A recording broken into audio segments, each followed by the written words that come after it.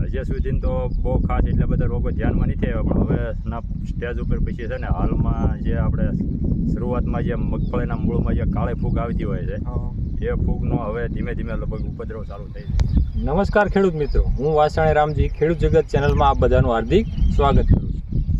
આ 2025ના વર્ષની અંદર છે કે બધા ખેડૂતો છે એ પોતાના અંદર એટલે કે ખેતરની અંદર છે અલગ અલગ પ્રકારના છે એ પાકનું વાવેતર કર્યું છે. ચોમાસું પાકનું છે એનું વાવેતર કર્યું છે, પણ અહીંયા છે કે ભાઈ આપણે જે ખેડૂતને મળવા જવાનું છે એ જ છે એને પોતાના ખેતરની અંદર છે એ મગફળીનું વાવેતર કર્યું છે.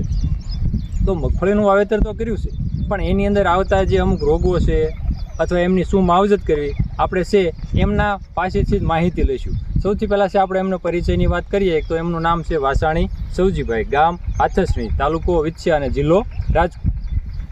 આ એવા ખેડૂત છે કે જે પોતે ખેતીનો છે બહોળો અનુભવ ધરાવે છે અને અનુભવના આધારે છે પોતે ખેતી કરે છે, જેમાંથી એમને પાક ઉત્પાદન છે એ વધારે મળે છે, એટલે કે આર્થિક નફો એમને વધારે મળે છે. તો આપણે એમની પાસેથી લઈએ છીએ કે ભાઈ જ્યાંથી મગફળીનું વાવેતર કર્યું ત્યારથી લઈને છે આટલા દિવસ સુધી છે કે એમને શું માવજત આપી છે અથવા એમાં કેવા કેવા છે એ રોગો આવે છે. સૌથી પહેલાં એમને પૂછીએ કે ભાઈ તમે તમારા ખેતીની અંદર જે મગફળીનું વાવેતર કર્યું એની અંદર કઈ વેરાયટીની પસંદગી કરી છે? નમસ્કાર ખેડૂત મિત્રો, હાલમાં મગફળીનું વાવેતરની જો વાત કરીએ તો અત્યારે મેં જીજેજી 32 અને T9 ક્રીન જે મગફળી આવે છે એનું વાવેતર કરેલું છે. 15 વીઘામાં હાલમાં જીજેજી 32 છે અને 1 વીઘામાં આ વખતે અખતરા પૂરતું T9 નું વાવેતર કરેલું છે.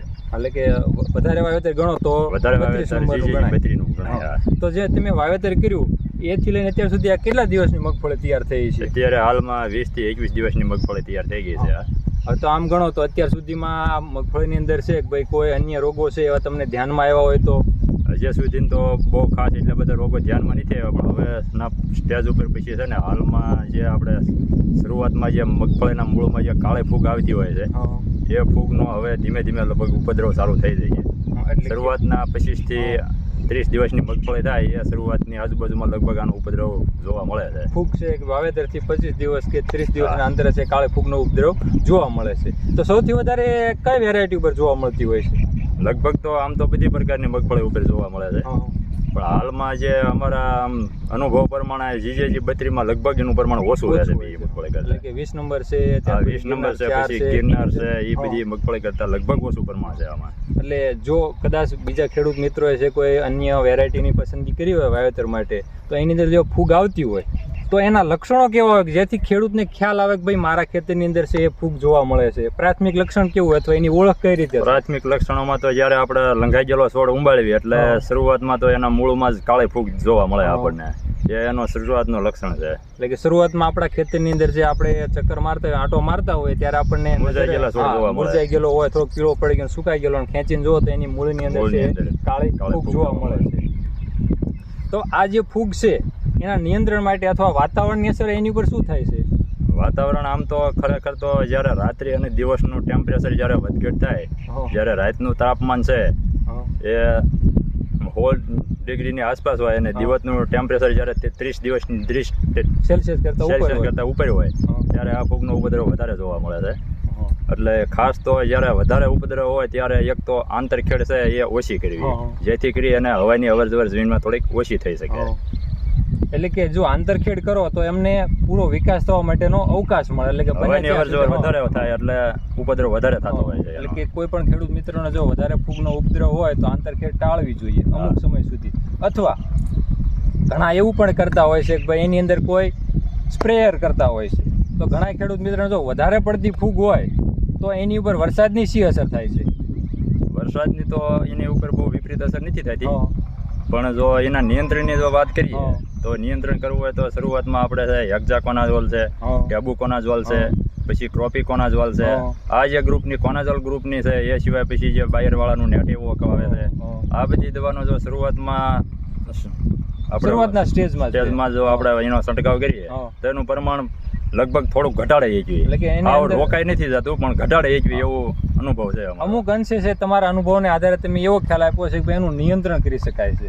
અને જો વરસાદની વાત કરો તો કે વધારે પડતો વરસાદ થાય અને જમીન કડક થાય તો આપમેળે છે બંધ થઈ પણ જાય. નિયંત્રણ થઈ જતી હોય. અથવા ઘણા લોકોને એવું છે કે પાણીની સુવિધા છે તમે પિયત આપી દો તો પણ જમીન કડક બનતી હોય છે, જેથી ફૂગનું પણ નિયંત્રણ કરી શકાય છે. આવું ઘણા ખેડૂત મિત્રો લગભગ આ અનુભવ કરતા ફૂગ હોય જે છે. રહે ને એ શરૂઆતના જે 25 દિવસની આજુબાજુથી શરૂ થાય એટલે એ લગભગ 40 દિવસની આજુબાજુ સુધી રહેતી હોય છે.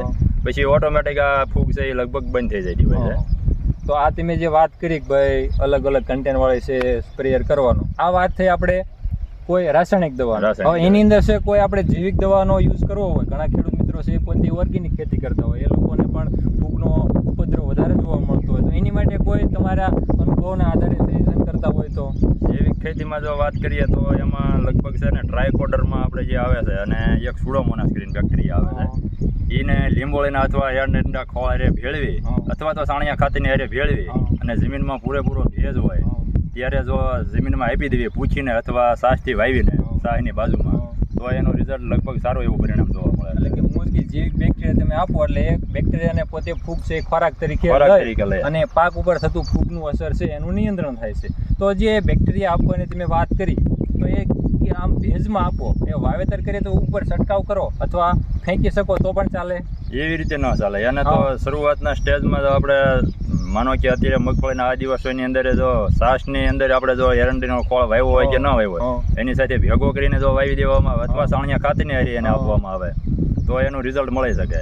અને એક મિત્રો ખાસ ધ્યાનમાં રાખવાનું કે જ્યારે આપણે બેક્ટેરિયા આપતા હોઈએ છીએ ત્યારે એની પહેલા જંતુનાશક દવાનો 5 થી 8 દિવસ સુધી છંટકાવ કરેલો ન હોવો જોઈએ અને પાછળથી પણ 5 થી 8 દિવસ સુધી છંટકાવ ન કરવો જોઈએ. જ્યારે આપણે એને બેક્ટેરિયા આપવાના છે ત્યારે આગળ પણ ધ્યાન રાખવાનું 5 દિવસ અને પાછળ પણ ધ્યાન. આ ખાસ મિત્રો સમજજો, ઘણા લોકો છે આ નાની એવી ભૂલને કારણે છે એ પોતે પોતાનું રિઝલ્ટ ગુમાવતા હોય છે. આ પોતે ખેડૂત પોતાના અનુભવના આધારે આપણને ફૂગ વિશે માહિતી આપી અને ઘણા બધા એવા ભૂલ થતી હોય છે જેથી અન્ય પોતે મહેનતનું ફળ એમને મળતું નથી અને ધીમે ધીમે છે એનો ઉપદ્રવ વધતો જાય છે. આ ફૂગ છે એ તમને બધાને હવે માહિતી મળી ગઈ. બધા અનુભવના આધારે સૌજીભાઈ આપણને વાત કરી કે ભાઈ અમુક અંશે છે એ કુદરતી વાતાવરણ જો બદલતું હોય ત્યારે પણ એનો ઉપદ્રવ વધારે જોવા મળતો હોય છે અને અમુક અંશે નિયંત્રણ થતી હોય છે. તો આવા જ અમારા નવા વિડીયો સાથે છે અમારી ચેનલની મુલાકાત લ્યો અને હવે ફરી મળશું. નમસ્કાર.